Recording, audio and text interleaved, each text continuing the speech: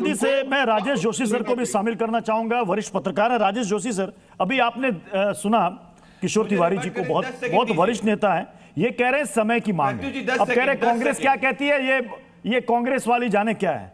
क्या आपको लग रहा है कि ये राजनीतिक लाभ के लिए लाया जा रहा है डिलिमिटेशन? देखिए, जो कुछ भी होता है राजनीति के अखाड़े में वो राजनीतिक लाभ के लिए ही होता है। कुछ कानूनी प्रक्रियाएं हैं, कुछ संवैधानिक प्रक्रियाएं हैं, उनको मानना जरूरी है। जैसे डिलिमिटेशन होना, जनसंख्या बढ़ी है तो वो होना ही है, लेकिन उसके पीछे का निहितार्थ भी समझिए कि 50% अगर अक्रॉस द बोर्ड सीटें बढ़ती हैं तो विपक्ष की जो रेसिस्टेंस है वो कम हो जाएगा, ये सबको मालूम है।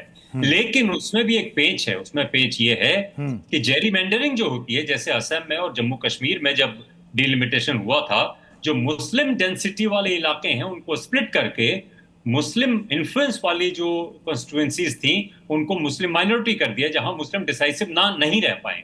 ये खदशा या ये आशंका विपक्ष के कुछ धड़ों में है। एक तो ये बात है। दूसरी बात ये है कि बात हो रही थी शरद पवार से लेकर के ममता बनर्जी कांग्रेस में मर्ज हो जाएं और फिर बीजेपी से टक्कर ली जाए। और अब शरद पवार की पार्टी के लिए अपने फ्लॉक को बचाए रखना मुश्किल हो रहा है। टीएमसी टूट गई है और ये उद्धव ठाकरे की पार्टी जो है उसके चले गए हैं। सवाल ये नहीं है कि किन मीन्स से आपने अपनी संख्या बढ़ाई है।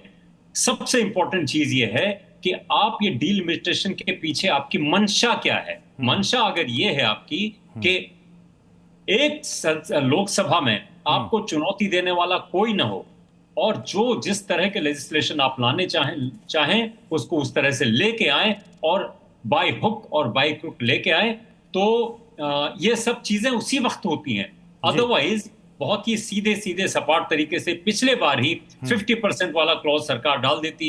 ओमिशन की बात कही है कि उस वक्त क्यों नहीं डाला। लेकिन जिस 50% वाले क्लॉज को लेकर के इतनी आपत्ति है, उस पर तो केंद्रीय गृह मंत्री अमित शाह ने सदन में ही कह दिया था पिछली बार, जिसमें उन्होंने बाकायदा आंकड़ों के साथ समझाया था कि प्रस्तावित 50% वृद्धि के बाद साउथ की जो संख्या है सीटों की वो 129 से बढ़कर 195 हो जाएगी।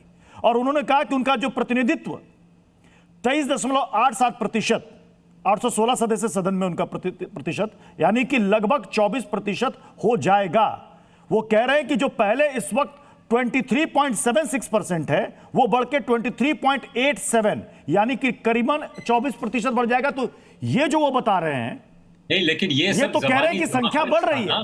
तो ये जो कहा जा रहा है नाना साहब इससे तो संख्या घट जाएगी, ये तो उसको साफ साफ आंकड़ों के जरिए उन्होंने समझाया था। लेकिन ये ब्लैक एंड व्हाइट में नहीं था।